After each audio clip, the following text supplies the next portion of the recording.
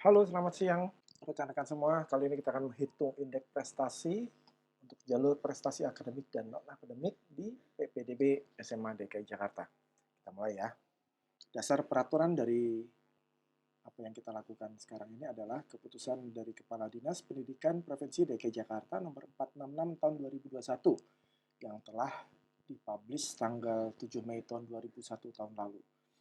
Sebenarnya penilaian ini menggunakan data di tahun 2021, tapi saya rasa aturan main PPDB, khususnya penerimaan SMA di tahun 2022 tidak terlalu berbeda jauh dengan tahun lalu, sehingga saya masih yakin bahwa apa yang kita lakukan ini bisa menjadi acuan dan menjadi sebuah rekomendasi bagi rekan-rekan dalam memilih SMA yang dicita-citakannya. Data sekunder dari apa yang kita buat ini sekarang adalah dari aplikasi SIA PPDB atau PPDB Online tahun 2022, masih baru, bisa di-download di Google Play Store dan diinstal di handphone teman-teman. Nah, teman-teman, yang perlu kita pahami awalnya adalah indikator pembobotan dan pemberian skor pada nilai yang kita bentuk nanti. Di SK Dinas yang sudah kita pelajari itu ada 5 aspek, yaitu rata-rata nilai raport, persentil nilai raport, prestasi akademik, prestasi non-akademik, dan persentil non-akademik. Ini akan kita bahas beserta contoh-contohnya nanti. Kalau teman-teman lihat di bobot indeks prestasi ini ada 2 kolom utama, yaitu akademik dan non-akademik. Kesemuanya akan membentuk total bobot sebesar 100%. Untuk lebih jelasnya saya akan kasih lihat di sini. Untuk jalur prestasi akademik, 3 aspek di atas ini bernilai masing-masing 30%, sedangkan 2 aspek di bawahnya punya bobot 5%. Sedangkan di jalur prestasi non-akademik, 2 aspek di bawahnya memiliki bobot yang lebih besar, yaitu 40%. Hal ini memiliki perbedaan yang signifikan antara 2 jalur, kira-kira dengan kondisi nilai, kondisi sertifikat yang dimiliki, jalur mana yang kira-kira akan dipilih? Kita mulai menghitung. Pertama, rata nilai rapor atau rata-rata nilai rapor. Teman-teman pasti sudah punya ya raport seperti ini yang sudah di-scan dan bisa dilihat. Di sini ada 7 mata pelajaran utama, ada nilai dan ada predikat. Yang teman-teman lihat adalah kolom mata pelajaran dan nilai. Dan ingat, yang dipakai adalah lembar pengetahuan, bukan keterampilan. Ambil 6 mata pelajaran, yaitu PPKN, Bahasa Indonesia, Matematika, IPA, IPS, dan Bahasa Inggris. Ingat, yang diambil adalah nilainya di semester 1 sampai semester 5. Lalu, teman-teman bisa membuat tabel seperti ini dengan menggunakan aplikasi spreadsheet biasa seperti Excel. Kalau ini yang saya buat adalah Excel, teman-teman buat seperti ini. Semester 1 masukkan nilai PPKN-nya, bahasa Indonesianya, matematikanya, IPA, IPS. Begitu juga dengan semester 2. Masukkan nilainya semua ke samping, semester 3, semester 4, sampai ke semester 5. Nanti teman-teman akan punya data set yang rapi seperti ini. Kemudian teman-teman cari average-nya. Rumusnya saya contohkan di sini. Average dalam kurung D3.2 I7. Maksudnya adalah sel data awal, yaitu di sel D3 ini, D3. Sampai dengan sel I7 ini. Dibuat average-nya sehingga keluar angka 90,67. Anggaplah kita punya superhero satu namanya si Fulan. Fulan dengan komposisi nilai pengetahuan seperti ini, dia memiliki skor 90,67. Yang selanjutnya adalah aspek persentil nilai raport. Jadi, dari nilai rata-rata sidang nilai tersebut, sekolah akan melakukan perankingan atau pemeringkatan, di mana untuk sekolah dengan akreditasi A, 30% siswanya akan mendapatkan skor 100, sedangkan 70%-nya mendapatkan skor 60. Untuk sekolah dengan akreditasi B, 20% siswanya yang mendapatkan skor 100, 80%-nya mendapatkan skor 60. Begitu juga dengan sekolah dengan akreditasi C, 10% siswanya mendapatkan skor 100, yang 90% akan mendapatkan skor 60. Contoh, SMP Sifulan punya kualifikasi akreditasi A dengan jumlah siswa di kelas 9 di satu angkatan ada 360 orang. Berarti kita menghitungnya 30 kali 360 sama dengan 108. Angka 108 ini akan menjadi patokan. 30% darinya akan mendapatkan bobot 100 dan 70% darinya akan mendapatkan skor 60. Artinya, siswa dengan predikat nilai Sidanira ranking 1 sampai dengan 108 mendapatkan skor 100, sedangkan siswa dengan peringkat nilai Sidanira 109 sampai dengan 360 mendapatkan skor 60. Nah, anggap saja si Fulan ini, superhero kita ini ada di ranking 99 dari 360 siswa. Maka Fulan mendapatkan skor 100. Kita lanjut. Aspek berikutnya adalah prestasi akademik. Teman-teman bisa lihat di sini bahwa ada dua kelompok tabel yang perlu diperhatikan. Sertifikat didapat dari kompetisi yang diselenggarakan oleh siapa. Jadi poinnya adalah bukan siapa yang melegalisir ya, tapi siapa yang menyelenggarakan kegiatan kompetisi tersebut. Tabel pertama adalah instansi kedinasan. Siapakah instansi kedinasan ini? Mereka adalah pemerintah daerah, kementerian, dan kantor-kantor yang bernaung di bawahnya. Orang-orangnya berseragam biasanya. Yang kedua, tabel kedua adalah induk organisasi. Jadi sebuah kompetisi atau apapun atau perlombaan apapun yang diselenggarakan oleh sebuah induk organisasi. Saya kasih contoh di sini KONI, Forky, dan Ikatan Motor Indonesia. Misalnya begini, teman-teman ikut kompetisi karate. Forky adalah induk organisasi karate. Jadi organisasi karate di bawahnya seperti KKI, Kyokushinkai, Goju, Ryu, dan sebagainya itu menginduk kepada Forky, Federasi Olahraga Karate Indonesia. Begitu juga dengan KONI, dengan Ikatan Motor Indonesia, atau mungkin teman-teman PSSI, Perbasi, Persatuan Bola Voli Seluruh Indonesia, dan sebagainya. Jadi teman-teman lihat, ada dua kelompok tabel, yaitu prestasi akademik atau non-akademik yang kompetisinya dilakukan oleh kedinasan, diselenggarakan oleh kedinasan, atau induk organisasi. Mudah-mudahan sampai sini cukup jelas. Nah, kebetulan jagoan kita si Fulan ini, dia pernah ikut sebuah kompetisi. Kebetulan Fulan pernah ikut kompetisi sains nasional tingkat SMP di tahun 2021, di tahun lalu. Penyelenggaranya adalah Puspresnas atau Pusat Prestasi Nasional. Puspresnas ini di bawah koordinasi dari Kementerian Pendidikan dan Kebudayaan. Si Fulan begitu ikut kompetisi ini, dia mendapatkan peringkat juara 3 di kompetisi sains nasional, bidangnya biologi, dan tapi dia tidak sendiri melakukan, dia bergu dengan teman-temannya, berdua atau bertiga, ikut lomba, dan dia berhasil menang. Lalu bagaimana skor Fulan? Kita lihat bahwa perlombaan tersebut diselenggarakan oleh Pusat Prestasi Nasional, berarti dia adalah kedinasan. Tabel yang kita pakai adalah tabel kedinasan. Kita lihat lagi. Levelnya ada di nasional. Levelnya ada di nasional. Tidak berjenjang. Kenapa tidak berjenjang? Karena perlombaan ini hanya dilakukan di level nasional saja, tidak dilakukan di level provinsi atau level kabupaten kota dan sebagainya. Jadi kita anggap bahwa perlombaan atau kompetisi ini tidak berjenjang.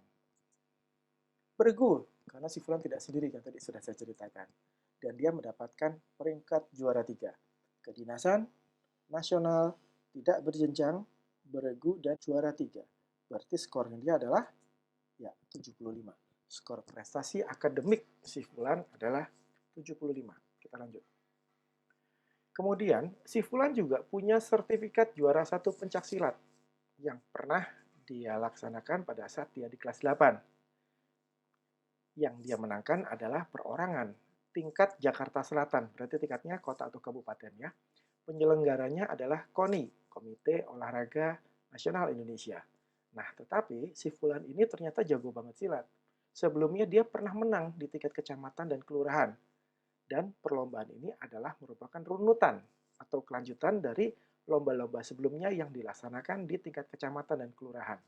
Berarti tabel yang kita ambil adalah tabel induk organisasi kabupaten kota, karena kan tingkatnya tadi Jakarta Selatan.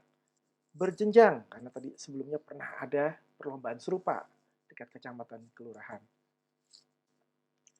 Perorangan, karena dia mendapatkan juara 1 untuk kategori perorangan. Dan dia mendapatkan juara 1 ya, di sini tadi sudah saya jelaskan. Induk organisasi, tabel yang diambil, tingkatnya kabupaten kota, jenisnya berjenjang, perorangan, dan juara 1. Berarti skornya dia adalah, betul, 65. Berarti si Fulan punya prestasi non-akademik dengan skor 65. Betul. Teman-teman, sertifikatnya si Fulan yang tadi, itu yang silat itu kan prestasi non-akademik. Tapi ternyata dia tidak sendirian. Si sertifikat itu ada 2 aspek lagi yang mesti dipertimbangkan, yaitu pengalaman kepemimpinan OSIS dan pengalaman kepemimpinan ekstrakurikuler. Jadi prestasi non-akademik aspeknya ini terbagi 3 lagi.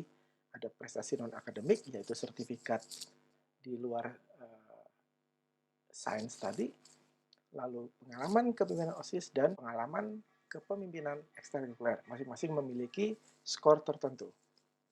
Untuk jelasnya, jadi begini. Prestasi non-akademik itu, yang tadi bobot 50%-nya itu kan si Fulan dapat sertifikat kejuaraan kompetisi silat. Dia dapat skor 65. Nah, tadi saya cerita, Fulan pernah ikut jadi pengurus OSIS juga dia sebagai anggota seksi seni budaya. Dan waktu di ekstrakurikuler kerohanian, dia jadi ketua umumnya selama 1 tahun. Dan ini memiliki skor.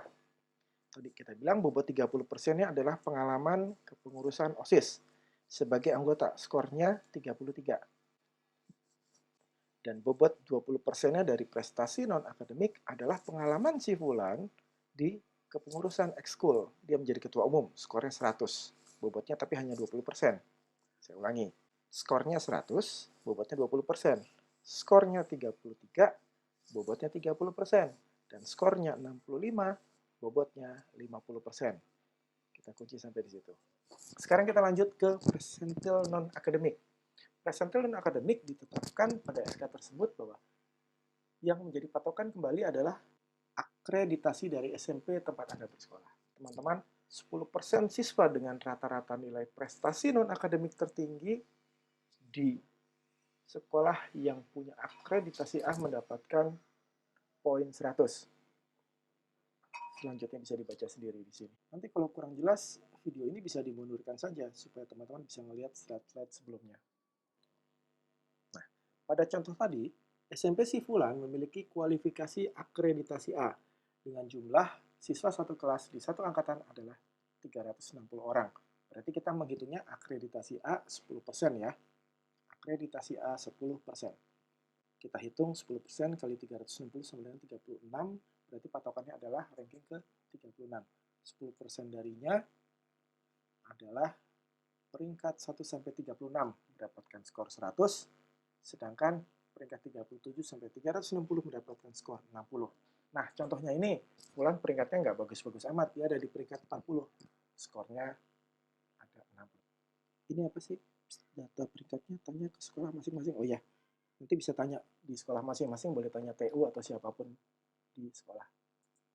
Kita sudah punya data series yang sudah kita kumpulkan tadi dari kasusnya si Fulan, di mana dia punya rata nilai raport 90,67, persentil nilai raportnya adalah 100 skornya, prestasi akademik yang tadi dia ikut kompetisi sains biologi mendapatkan skor 75, lalu dia menang pencaksilat mendapatkan skor 65, pernah menjadi pengurus OSIS dia mendapatkan skor 33, pernah menjadi ketua ekskul dia mendapatkan skor 100, dan dia mendapatkan 60 sebagai skor persentil non-akademiknya. Bagaimana cara menghitungnya? Nah, untuk jalur prestasi akademik, kita kumpulkan dan kita buat tabel seperti ini. Kita masukkan angka-angka ini di skor.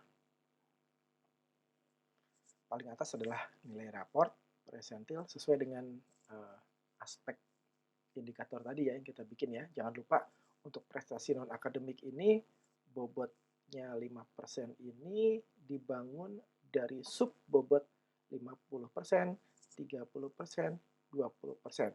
Sedangkan persentil non-akademiknya 5%. Lalu dikalikan. Saya sudah kasih rumusnya di sini. 30% kali 90,67 berapa?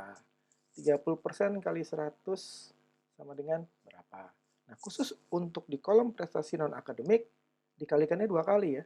5% kali 50% kali 65 sama dengan berapa? Begitu juga dengan OSIS dan ekskul. 5% kali 30% kali 33 sama dengan berapa? Seterusnya. Kemudian, angka yang di bawah ini kita jumlah. 27,2 ditambah 30 tambah 22,5 tambah 1,63 dan seterusnya ke kanan kita jumlah sampai kita mendapatkan total skornya. Jadi dalam kasus ini si Fulan kalau memakai perhitungan jalur prestasi akademik skornya dia adalah 85,82. Pertanyaannya adalah kalau dia pakai perhitungan jalur prestasi non-akademik akan seperti apa? Kita lihat ya. Ini adalah perhitungan skor-skornya si Fulan kalau memakai jalur prestasi non-akademik. Bedanya apa? Kita lihat bobotnya di sini beda ya. Untuk raport bobotnya 10%, kalau tadi kan 30%. Untuk presentil 5%, 5% sama. Prestasi non-akademiknya tuh bobotnya paling besar nih 40%. Tetapi prestasi non-akademik dengan bobot 40% ini dibangun dari subaspek yang bobotnya sama dengan yang di atas. 50%, 30%, 20%. Presentil non-akademiknya lumayan tinggi di sini ya, 40%. Sama juga seperti tadi. 10% kali 90,67 berapa? 5% kali 100 berapa? Dan seterusnya dan seterusnya. 40% kali 50% kali 65 sama dengan berapa? Kemudian sama seperti di atas, skor-skor yang sudah kita cantumkan di bawah ini dijumlahkan ke kanan sampai mendapatkan angka atau skor terakhir. Jadi kesimpulannya, si Fulan kalau menggunakan teknik penghitungan jalur prestasi non-akademik, dia memiliki skor 66,78. Mana yang lebih baik? Lebih baik atas ya. Nah, teman-teman, begitulah cara menghitung. Kalau masih belum jelas, silahkan dimundurkan saja videonya. Nanti kalau kurang jelas boleh bertanya di kolom komentar. Teman-teman, sekarang yang mau kita bahas adalah, lalu kalau seandainya skornya sekian, saya bisa diterima di SMA negeri mana? Nah, saya mengambil data sekunder dari aplikasi PPDB Online yang teman-teman bisa download di Google Play Store atau di Apple, apa sih namanya, lupa saya. Kita buka aplikasi ini, PPDB Online.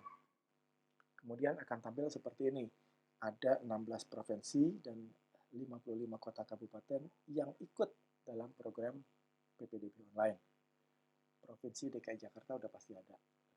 Kalau nggak salah, ada 2 macam deh. Provinsi DKI Jakarta tuh ada juga Madrasah DKI Jakarta, tapi nanti tolong cek lagi ya.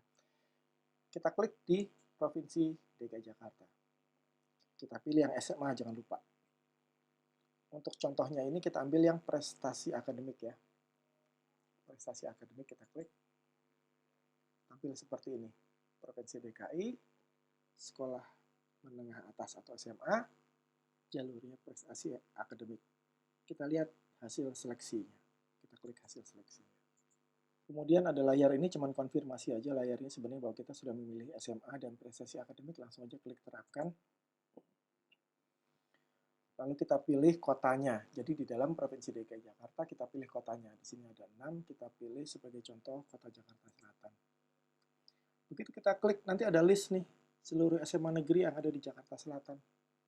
Nah, kemudian kita pilih SMA mana yang mau kita lihat kan.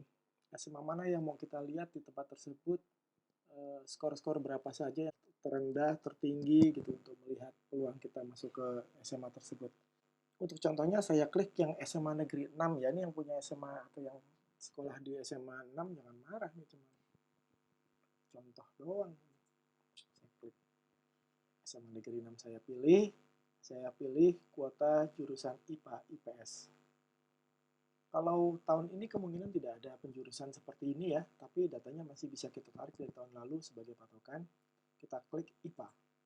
Nah, begitu kita klik IPA, di situ kelihatan tuh nama-nama siswa yang tahun lalu keterima di SMA tersebut. Di jalur IPA, prestasi akademik di SMA tertentu. Kita catat aja. Oh, si Celine Dion ini skornya paling tinggi, 63,59. Dia cuma menang tipis poinnya dari Lisa Blackpink. Kita scroll ke bawah. Scroll ke bawah. Sampai mentok, sampai habis, kita dapatkan skornya si Reza Rahadian 61,60. Ini agak heran juga ya, ini kok namanya ngetap semua nih, nama siswanya nih. Oke, seperti itulah. Kita ambil angkanya ya, 63,59 dan 61,69. Jadi kita catat bahwa di SMA tersebut untuk jalur prestasi akademik jurusan IPA nilai tertinggi adalah 63,59. Kok bisa ya Celine Dion di SMA 6? Jangan-jangan nongkrongnya di Gultik dia ini. Reza Rahadian, dia ada di skor paling bawah, jurusan IPA, nilainya dia adalah 61,69. Kok bisa ya, padahal syuting dulu bisa dapat SMA bagus nih Reza. Oke, teman-teman, setelah itu kita back ya. Kan tadi sudah dapat angka untuk IPA. Kita back. Klik tombol back, dapat. Tadi kan sudah IPA sudah nih. Sekarang kita ambil yang IPS-nya. IPS-nya kita klik. Sama juga dengan teknik yang tadi. Di SMA tertentu, kita mau lihat jurusan IPS-nya bagaimana yang diterima di sana di tahun lalu. Di contoh ini, yang tertinggi skornya adalah Andrew Garfield 63, ini Spider-Man ini. Menang tipis dari Taylor Swift. Kok bisa dia diterima padahal konser melulu. Kita scroll lagi ke bawah. Sama terus kita scroll ke bawah sampai menemukan skor terendah yang diterima di SMA tersebut. Dari contoh ini, Andrew Garfield adalah siswa yang diterima dengan skor tertinggi yaitu 63,34, sementara Gal Gadot tetap bisa diterima walaupun cantik. Nggak ada hubungannya ya. Gal Gadot diterima dengan skor terendah yaitu 61,09. Kita catat, di SMA tersebut, di jalur prestasi akademik, jurusan IPS, nilai tertingginya adalah 63,34 dan nilai terendahnya adalah 61,09. Kemudian teman-teman melakukan hal yang serupa berkali-kali, pilih SMA-nya mana yang ingin dilihat angkanya, jangan 1, 3, atau 4, atau 5. Saya kasih contoh aja ya. Nah, kebetulan saya sudah melakukan collecting datanya data sekunder tetap ya, karena yang collect kan pasti bukan kita, pasti sekolahnya yang collect. Data sekundernya kemudian saya olah lagi, saya bikin tabel nih di SMA. Ini contoh saja ya, SMA 6, 29, 47, dan 70 nih nggak ada hubungannya dengan kenapa saya pilih ini, nggak usah ditanya, karena ini random aja nih sebenarnya, saya asal ambil aja untuk sebagai contoh. Prestasi akademik di IPA, IPS, datanya real, tahun lalu yang diterima itu tertingginya adalah 63,59, 63,59, dan terendahnya adalah sekian. Saya bikin listnya, saya bikin tabelnya nih. Terus untuk SMA 6 begini. Caranya bikin gimana sudah tahu, kalau belum tahu dimundurkan saja videonya, bisa melihat di menit-menit sebelumnya. Nah, kembali lagi ke jagoan kita si Fulan. Si Fulan, kalau dia ambil jalur prestasi akademik, skornya kan tadi kan 85,82 nih. Nah, ini angka 85,82 ini kita geser kemari, kita lihat di sini. Masuk nggak dia ya kira-kira? Oh, ternyata angka 85,82 ini ternyata ada di atas dari skor terendah yang diterima di sekolah tersebut di tahun lalu. Sehingga kesimpulannya si Fulan punya peluang besar untuk masuk ke SMA 4 ini. SMA 6, SMA 29, SMA 47, dan SMA 70. Peluangnya sangat besar. Nah, bagaimana kalau dia ingin masuk lewat jalur prestasi non-akademik? Nah, kalau dia masuk lewat jalur prestasi non-akademik dengan skor, kan tadi kan skornya 66,78 tuh. Angka 66,78 ini ada di bawah skor terendah dari data tahun lalu nih. 72, 71, wah 70 semua tuh. Jadi kesimpulannya peluangnya sangat tipis untuk bisa masuk ke SMA. Yang paling mungkin itu hanya satu SMA nih, yang paling rendah nih, 68,52. Mungkin dia. Jadi saya bilang peluangnya masih mungkin masuk ke SMA 29. Karena berharap mungkin ada fluktuasi skor dari siswa-siswa yang diterima di sekolah tersebut. Nah, teman-teman, demikian penjelasan dari saya mengenai bagaimana kita memahami